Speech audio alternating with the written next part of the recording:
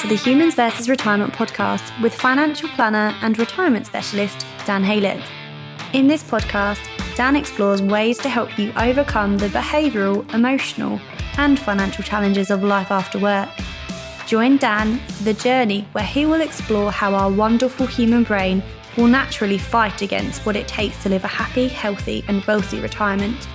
Dan will draw on years of expertise, experience and expert guests to solve the behavioural, emotional and financial challenges of life after work. Now, on to the show.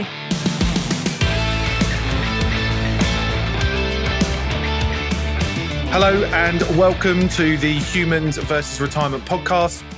I'm your host, Dan Haylett, and today I am so thrilled to be joined by author, behavioural finance expert and founder of the financial wellness platform Shaping Wealth, and my very, very good friend, Brian Portnoy. Now, before I introduce Brian and let him talk, I want to get into, before we get into the conversation, I wanted to let you guys, the listeners, know why I am super excited to have Brian with us today and have this conversation. Brian is, without doubt, one of the world's go-to experts on simplifying the complex world of money. And over the last 25 years, he's spoken across the globe to a wide variety of audiences, serving as a mentor, a leader, and a coach to thousands of people. And Brian has authored 3 amazing and award-winning books, which I have read, and they are amazing. Links to those books will be in the show notes. But it was one of those books in particular, The Geometry of Wealth, that has had such a profound impact on me and my career. And I cannot wait to dig into that a bit deeper and share some of Brian's wisdom with you today. So as I said, Brian is the founder of Shaping Wealth, a game-changing financial wellness platform that is helping financial planners like myself across the world be better at the human side of money. Brian, a warm welcome to the Humans vs. Retirement podcast. Dan, it is my pleasure. I've been looking forward to this. You and I have been on a really fun journey over the last year or two, and I feel like we're just getting started. 100%, absolutely. I'm so excited to have this conversation, and we spoke a little bit before hitting record here, and I know what's coming up, so I can't wait to dig in. But before we do, I'd love for you just to share with the listeners a little bit about you. I know it's a long career that you've had in various roles, but I'd love just to take some brief moments to share a little about you and the journey that you've gone over the last 20 odd years. Yeah, nobody really wants to hear someone else's CV in any detail. So, I'll just say that I've been trying to figure out a lot of things for 30 plus years now on the professional front. Started in academia, have a doctorate in social sciences where I kind of studied kind of the history and modern operations of capitalism. That big picture context makes it is very influential to me in multiple ways. And from that, entered a world of financial services and investment analytics. And about 12 years ago, really got into the world of behavioral science, so much so that I started writing books in it.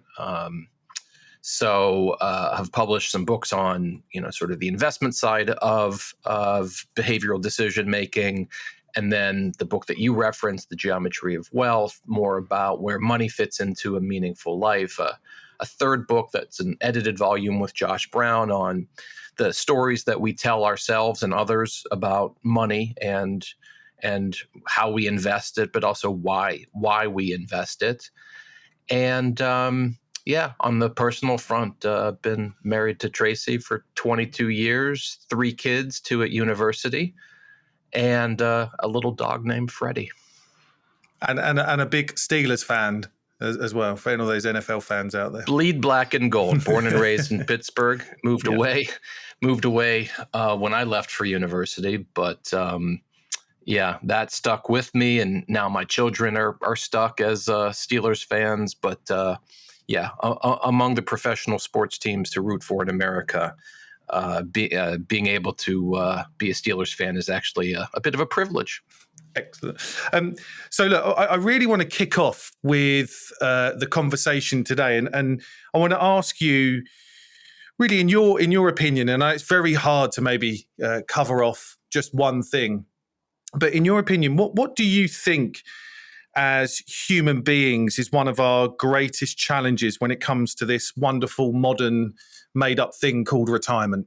Yeah, and let's return to that phrase "made up" because it is made up. It's one of our most important social institutions, but it is like every other social institution, just made up by human beings. And social institutions are effectively kind of equilibria that we all buy into, but they aren't necessarily fixed in time. They evolve. So we could come back to that. I'll name two challenges when it comes to retirement. One is very practical and technical and mechanical, and the other is a little bit more ethereal and philosophical. Just on the practical side, not running out of money. I don't know if there's a graceful or elegant or poetic way to put it, but so much of what financial planning is about in the UK, US, Canada, elsewhere, is making sure that you have enough money for some unspecified period of time to pay the bills, keep a warm roof over your head, do the things that you need to do and the things that you want to do. So answer one of two is just very mechanical. The challenge is not running out. The second question, which is where I spend all of my time in terms of the financial wellness platform I've built that you kindly made reference to, is in a word, purpose. So we have a situation now with our modern retirement system, again, made up in the 19th century, now a little bit long in the tooth. I think we can structurally question its role and purpose and functioning. But here at this moment in time, we have retirement ages that tend to land in the 60s, 62, 65, 67, whatever the number happens to be for you. And we are living quite long relative to where we were just a generation, let alone 2 or 3 years ago. So we often have decades of life left after we quote unquote retire. And what we're seeing is a crisis. What we're seeing is a broad-based struggle among retirees to understand, maintain, and in some cases change their identity that they've had for going on 40 years. There are a few things more important to us than work. Work defines who we are. And, at least in the US, when you go to a party, someone, you meet somebody you haven't met before, what's the first question they ask? Well, what do you do? Spoiler alert, they couldn't care less what you do. My wife doesn't really know what I do. My friends don't really know what I do. Half the time, I don't know what I do. The question, what do you do, isn't a technical, it isn't give me your LinkedIn profile. It's tell me something that is deeply important about who you are so that I can maybe understand you and your identity. Mm-hmm. One way to think about retirement is that we spend 35, 40 plus years accumulating enough capital so that we could stop doing the thing that's the most important to us. And that absurdist framing is actually true. So we save so that we could stop leading a meaningful life. So what's I mentioned the technical piece of not running out of money. The other piece that requires guidance in terms of, our great challenge is how to retain, pivot, adapt to a new lifestyle in which we still have something very meaningful to retire with, retire for.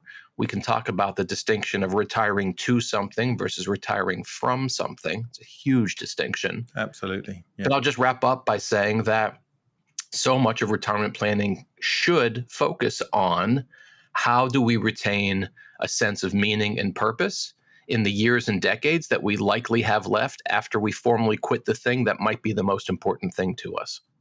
Absolutely, I couldn't agree more. I think we take our clients through a specific exercise that was really off the back of some conversations and learning that we went through, and that is one where we focus on what you're retiring from and retiring to. So many people, as you said, focus on what they're retiring from, They don't actually look at what they're retiring to, and specifically what they're retiring from. All of those non-financial aspects of work, they don't really focus on that. And then they look at kind of what they're going to, and there's this massive hole that then exists if they haven't quite figured out what makes them happy, what gives them purpose. And they often don't they often don't retain what makes them happy going into retirement, because they're letting go of that 30, 40-year thing that did make them happy, and all of those non-financial things. So we spend a huge amount of time with people looking at that retiring to piece, because if you don't know what you're retiring to, how can you live a happy and healthy retirement, right? For a living, I talk to financial advisors about how they run their practice and how they might do a little bit better. I hear stories all the time about, sort of the big conversation or two that happens with an individual or a couple as they're in their late 50s into their early to mid to late 60s, and they are quote unquote retiring.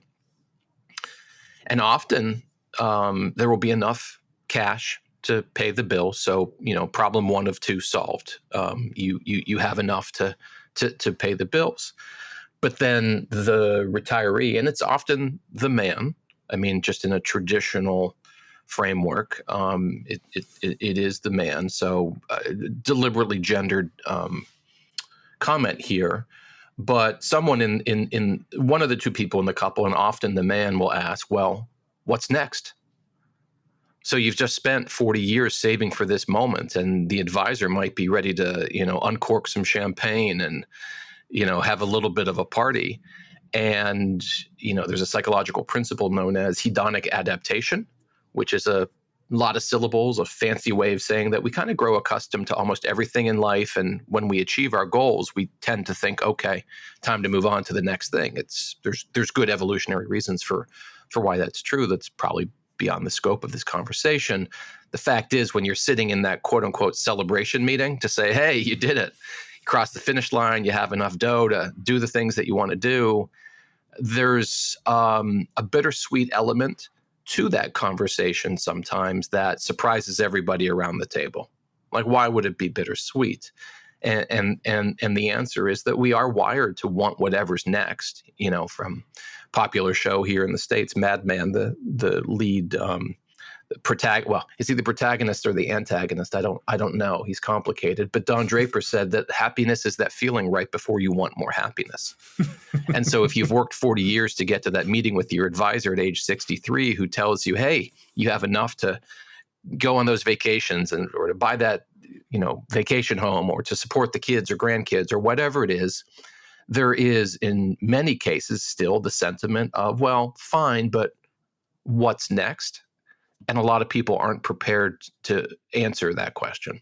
Actually, one of the fundamental reasons why I wanted to start this podcast up is to get these conversations, which I have on a daily basis with my clients out there, into the world, because these conversations, I think, are not necessarily being had in the environments that they should be had in. I think it's financial planning and advice is too focused on the numbers and not so much on the human being. And I think, the work that you're doing is transforming those conversations, thank God, because that really is the fundamentals to living this happy retirement. I think one thing that I do want to touch on with you, Brian, is, one of the models that's really stuck with me that I know is yours and you framed amazingly well is in this kind of the pursuit of happiness is those 4 C's. And you talk about the 4 C's of life, really. And I think for me, for the listeners, the context of these 4 C's applies to whether you're 20 and you're 30 and you're in the midst of your career, or when you're 55, 60 and you're thinking about life after work. I'd love you to just let's have a conversation about those 4 C's, because that's had a massive impact on me personally and on the conversations I have with the clients. Yeah, happy to. And to be clear, from a homophonic point of view, when we say 4 C's, we're not talking about oceans. We're talking about the letter C. After A, then B, then C. Yeah. There are 4 C's, and we're specifically talking about contentment, or sort of deep, meaningful joy in life. So, we can go back to Aristotle and even before him and recognize that, humans, forever have been trying to figure out, well, what is a life well lived? And fast forward from Aristotle 2,400 years ago to modern society, there's a lot of scientific, evidence-based research on what really brings deeper contentment to people's lives. And I'm distinguishing that from happiness, because in this case, happiness is sort of just sentiment or mood.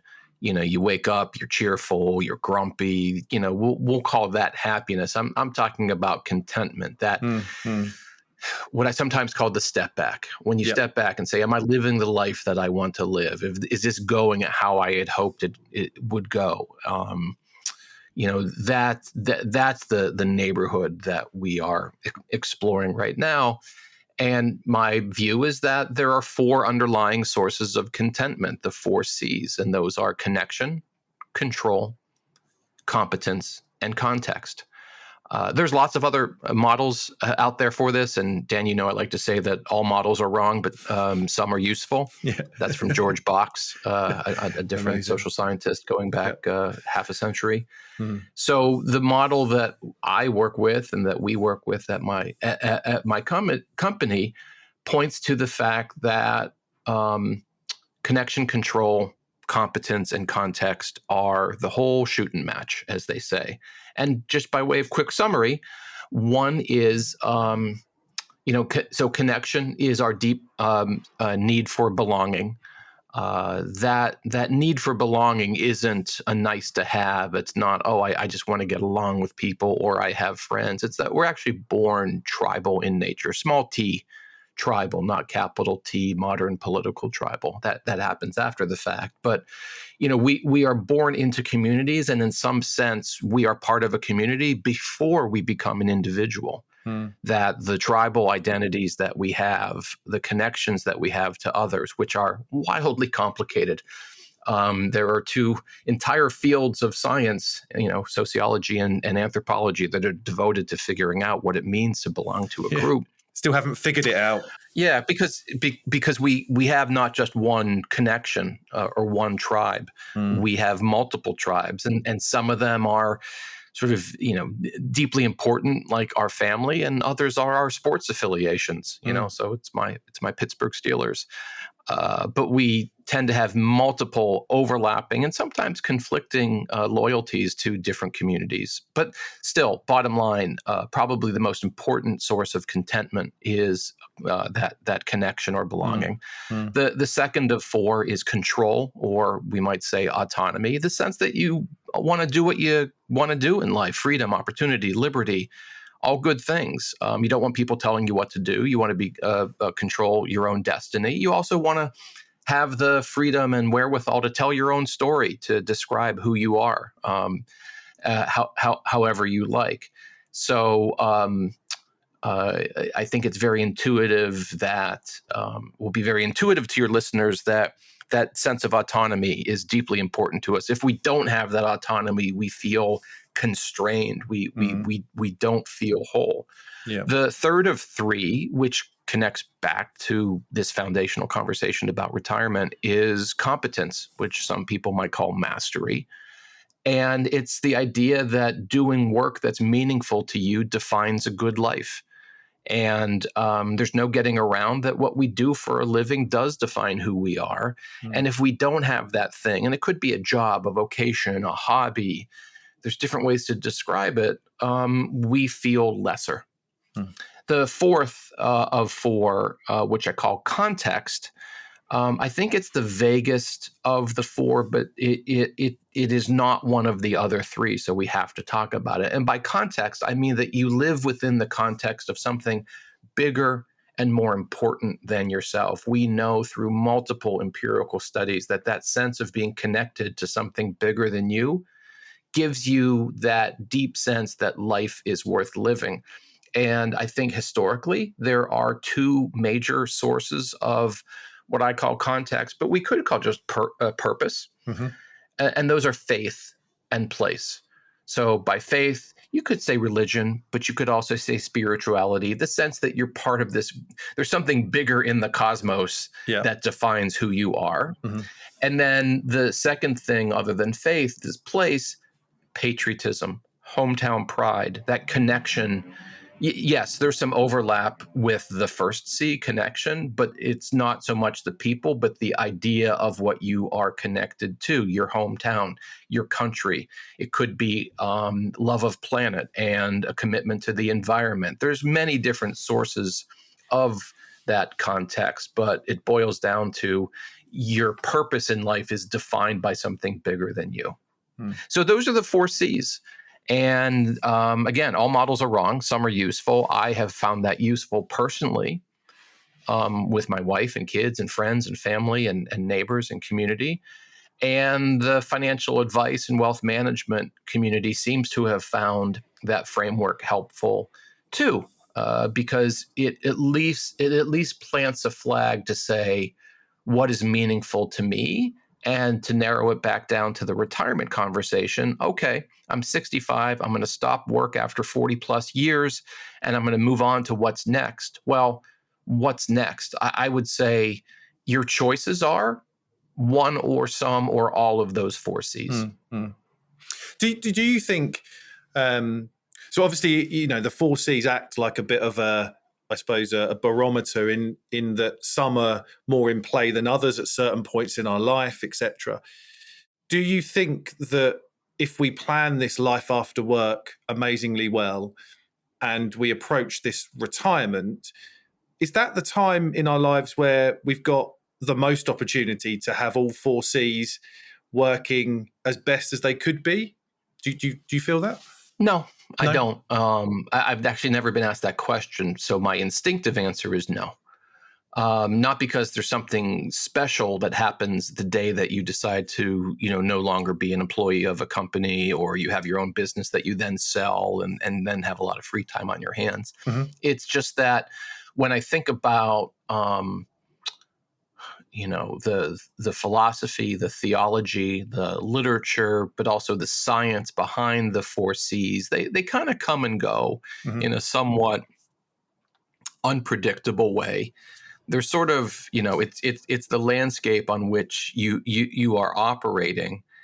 And what I always try, as we teach that model to financial advisors who then in turn share it with their clients, I always like to say that it shouldn't be thought of as a scorecard where you get a 1 to 10 on each of the 4 C's. And if you can get a 10 on connection, control, competence, and context each, and you score a 40, then you're the most content person ever.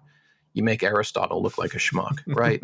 So that's not what's going on here. It's appreciating that these things come and go, partly through our control, often not at all in our control, because we don't control many of the things in life. Life is very much, in no small part, determined by luck and the things that just happen to us or around us. I think what it does, and you made reference to this earlier, whether you're 20 or 30, 40, 50, 60, 70 years old, it gives you at minimum a vocabulary to think about what's important to you, which isn't to say kind of finely tuned dials to say, oh, I'm really going to focus here on autonomy. I'm really going to focus on the control piece, and I'm going to amp that up, in Spinal Tap terms. I'm going to turn that one to 11. We have some control, but not complete control over these sorts of things. And I think it's more than good enough to just appreciate what the categories are and just see how it goes. And I'll just conclude this comment by saying that, when you think about retirement and the first C, connection, or what we also might call belonging, that will always be important to people. I think that's an evergreen thing.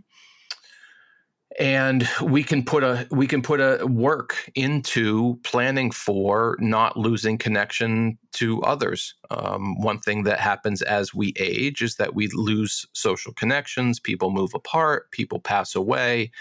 And what can we do now at whatever age we're at to put ourselves in a position where we're part of a community or multiple communities where we can maintain and extend that sense of connection?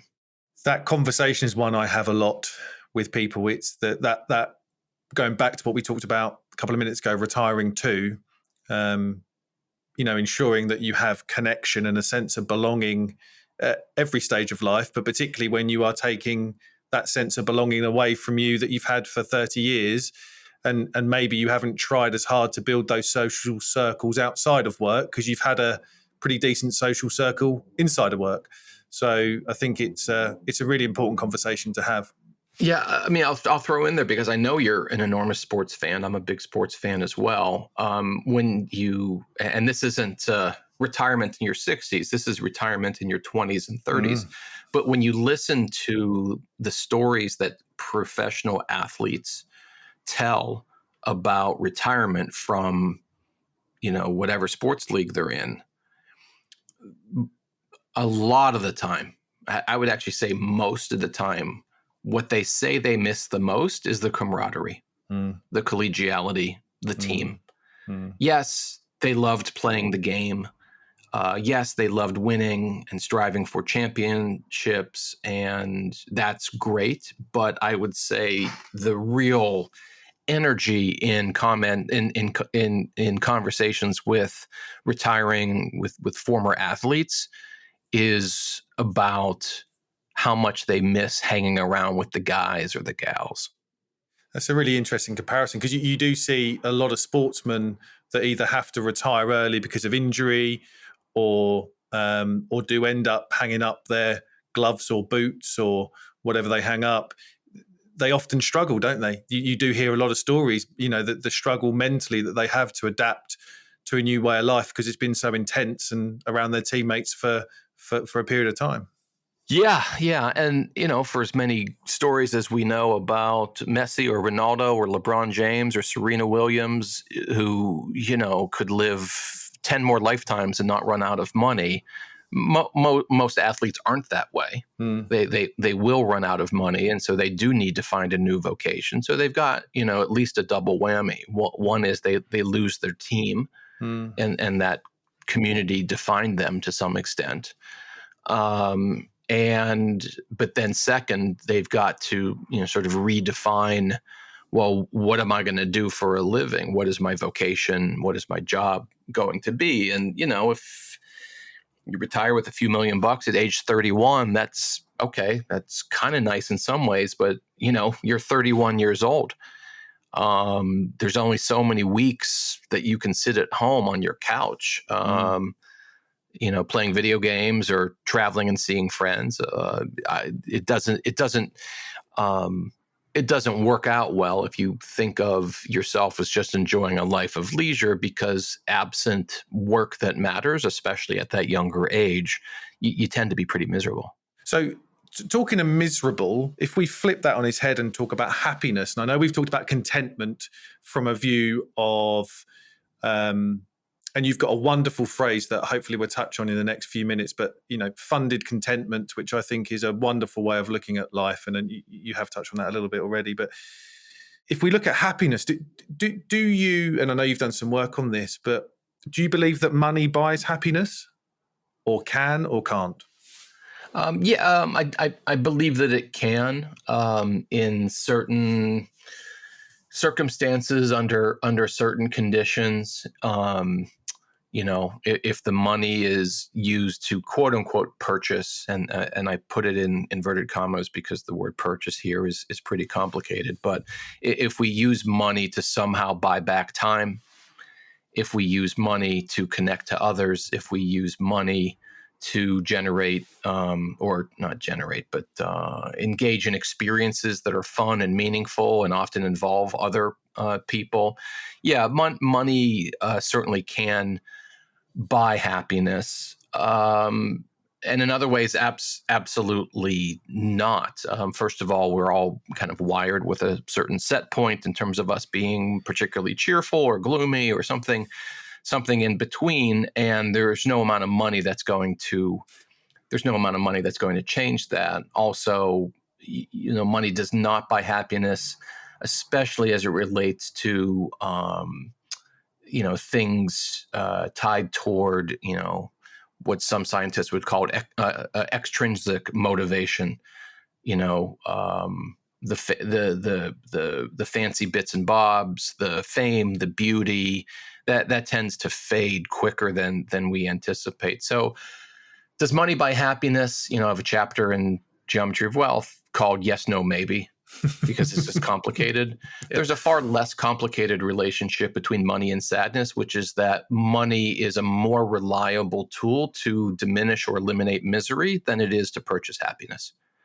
And so that is a powerful insight also, based on evidence. And it's important, Dan, to recognize that a lot of what I'm talking about, the way that you're building your practice, it's evidence-based. It doesn't mean that these are stone tablets, the science of it all. But the best we can do is to explore, ideas empirically, to search out evidence to support those things, as opposed to just popping off with a bunch of made up things that sound like wisdom.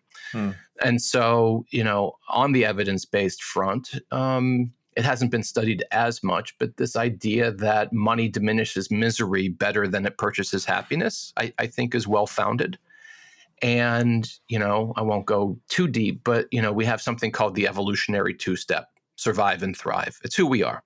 Every single day you need to survive, or else game over. You don't need to thrive on any particular day.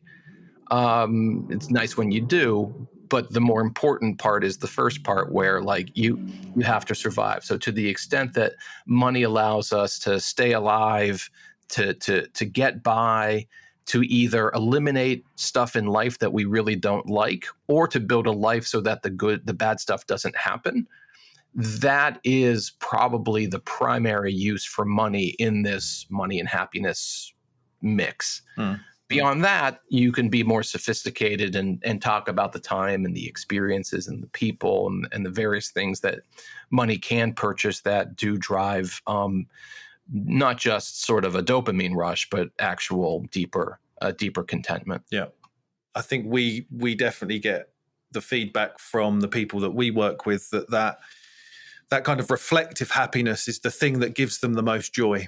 There's those, we've talked before about the experience happiness, reflective, intrinsic, extrinsic motivations they're given. It's definitely that reflective happiness that they talk about all of the time, the stuff that money has enabled them to do or to see, to give to their children or their grandchildren, and to experience those things are the things that give them the most joy and most happiness, rather than all of those shiny things. So I know it's evidence-based, but we definitely get it in the coalface, where we are speaking to clients about what makes them happy and what they want to do going forward. And it's very, very much angled towards that reflective happiness side.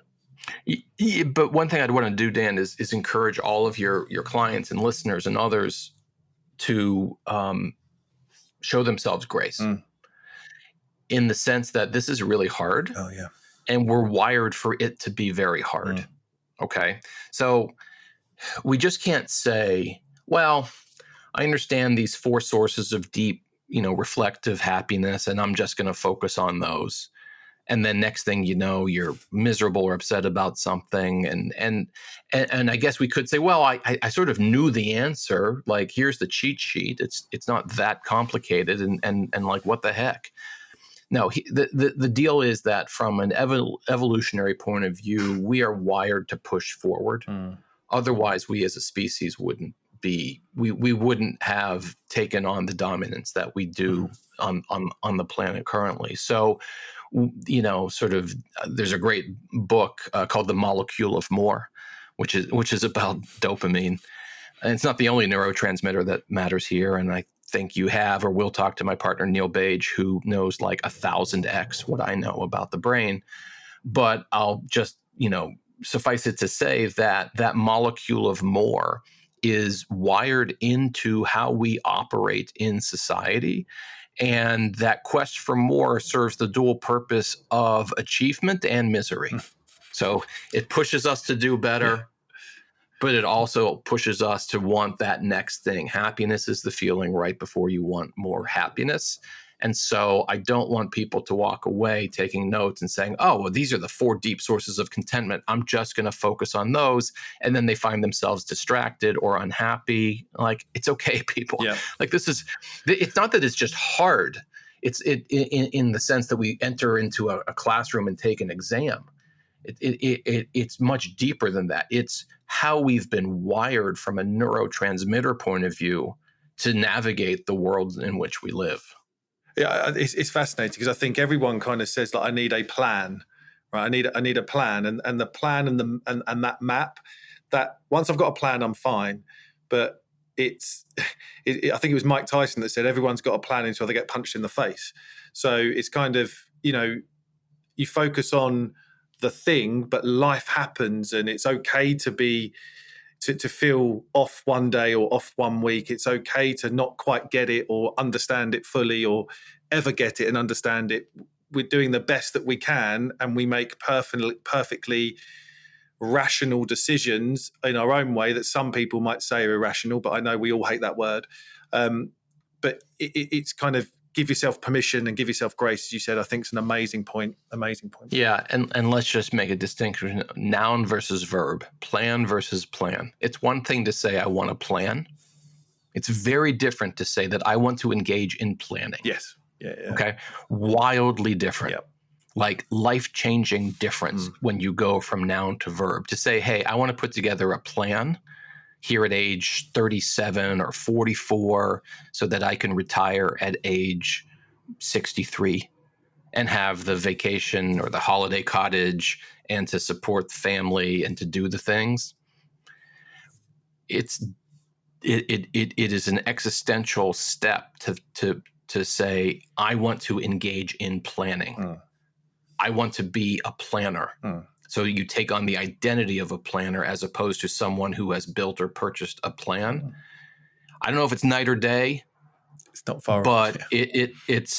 They're pretty far apart. And so, you're the financial advisor. I'm not. But so I don't know if the question is too harsh, too direct, to something. But hey, do you want to make a plan? Well, okay, that's fine. That sounds good. I think the answer would be yes. Do you want to engage in planning, or maybe, to a slightly easier verb tense, do you want to be a planner? Like, yes, Dan, you're the financial planner, but you say to the client, do you want to be a planner? Are you going to be somebody who chooses to adapt when it's time to change, because change is inevitable but unpredictable, which requires us to do the thing that has put us in good stead as a species, which is adapt. That's why at Shaping Wealth, we talk about serving the adaptive advisor and the adaptive client. If you embrace the glory of adaptation, you are living. It's awesome. Yeah. Fantastic. Absolutely brilliant.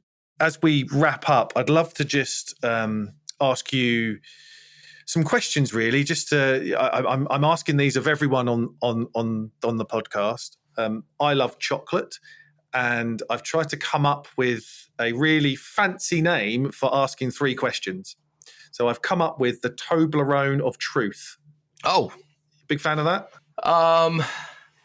I mean, it's kind of weird. Yeah, it is weird. Absolutely, that's exactly what I wanted it to be. Did you see they have to change their packaging because they make some of the chocolates outside of Switzerland, so they can no longer make reference to the mountains? Really? Yeah. I just read this last week. Oh no.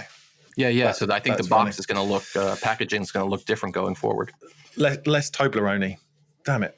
Anyway, so let's go for 3 questions. Oh, no, that's fine. Let's go for 3 questions. So we've talked about this retirement thing, and we've talked about how it is an invention of us. But I'm really curious to understand, what will your retirement look like? Well, so the first answer is I don't know. I'm 53. I got some time, but not that much time. What I have going for me, what I think my wife and I have going for us, is we have the 4 C's. Like, we can have a shared vocabulary, a conversation about the things that are important to us. We've got 3 kids, age 20, 18, and 16. I think a retirement we want will be one where we have easy access to the kids and hopefully grandkids. I mean, this is like, you talk about chocolate. Like in the U.S., we would just call this chocolate and vanilla. Motherhood and apple pie. It does not get more complicated than that, but it's not always easy. They're 3 bright, thank God, healthy kids, and they're going to go wherever they go. So hopefully retirement is one in which, we are able to be part of our family's life. I've had wanderlust since I was a small boy, literally age 5 or 6, like this intense interest in travel. So I do hope that there's an element of adventure and the unknown that I can indulge for as long as I'm physically able to. And I guess that might fall under the control or autonomy bucket. Kind of the labels start becoming silly, when you start talking about the things that are really important to you. So, between family and adventure, those would be two big buckets, and sometimes together, right? Yeah. I'd like to be, because I grew up in a shitty home and lots of not good things happened. And so the idea of being an older couple who can afford to take the kids and grandkids on these family vacations that I've seen others do and have always been envious of, I would like that. Super interesting. Thank you for sharing that with us. That's fantastic. So if I'm sitting in front of you, I'm 55. I've established that I have enough money for this retirement that I do desire. What would be your number one tip for a happy, healthy, and wealthy retirement, if you have one? I don't know if it would be any different than what I just answered, or in making reference to, this framework for the deeper sources of a contented or joyful life. I mean, I think it would be to sort of just lean in to the things that you sense are most important to you, to trust your instinct between, that would distinguish between some sort of ephemeral, very short-lived, fun night out on the town versus being able to engage in things that just really land with you. Maybe it's time to learn to play the guitar. Maybe it's time to go on that hike in a country that you've always wanted to. Whatever it is, I would say that pick your spot, but also recognize, a la this so-called hedonic treadmill or hedonic adaptation, that whatever you choose, there's a pretty decent chance that you're going to get tired of it and want to do the next thing, which brings us back to this principle of adaptation. Fantastic. Thank you. And so when it comes to this human versus retirement face-off that we've been talking about, the kind of battle that we have as human beings in a modern world, noisy retirement world, is there anything that I've not asked or covered that I should have done while I've got your time? Well, it's not a matter of what you should or shouldn't have done. One, maybe I'll leave folks with this, and that is the word script. Whose script are you living? Because I think when it comes to financial planning generally and retirement planning specifically, we buy into existing scripts and say, well, this is the way it's supposed to go. And in some sense, the financial planning exercise can be very, sort of script oriented. So the advisor or planner talks about XYZ, and the client listens and says, okay, good, those are my choices, or this is the way I see things. This is the way I see others doing it. As you know, we do a lot of work with advisors and their clients around this principle of storytelling, and specifically on the idea of what it means to be an editor of one's own life narrative. And so if your life story were written in pencil and not pen, and you can make it whatever you want, what would it be? I think when you look at those studies of what people regret at their very end of days, one of the big things is, I didn't really do the things that I wanted to because I was scared, or I didn't know that was possible, or I knew it was possible, but I hadn't planned for it. So, I would ask, almost start with, a pad of paper and just write on the top, whose script am I living? Make it hard. Not even like what story do I want to live, but like back yourself into a corner and ask, whose script am I living? Because to some extent we all are.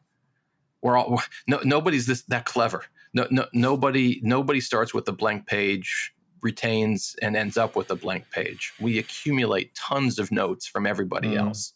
Because back to the very beginning, we are so tribal. We take on narratives from our tribes, which we would never want to veer away from because the tribe gives us identity. But maybe there's the opportunity to do something a little bit different. That process of interrogation or self-interrogation, it's painful, it's scary. It also has the potential to unlock something that is truly wonderful. What an amazing way to wrap up a phenomenal episode. Brian, thank you so much for your time, knowledge, wisdom. It's just been an absolute pleasure to have this conversation with you, and I know that the listeners will take so much out of it. Links to Brian's books and other resources will be in the show notes. I highly recommend Geometry of Wealth. It's not just for people like me. It is for everybody to get a real sense of what their life's purpose is. So I highly recommend that.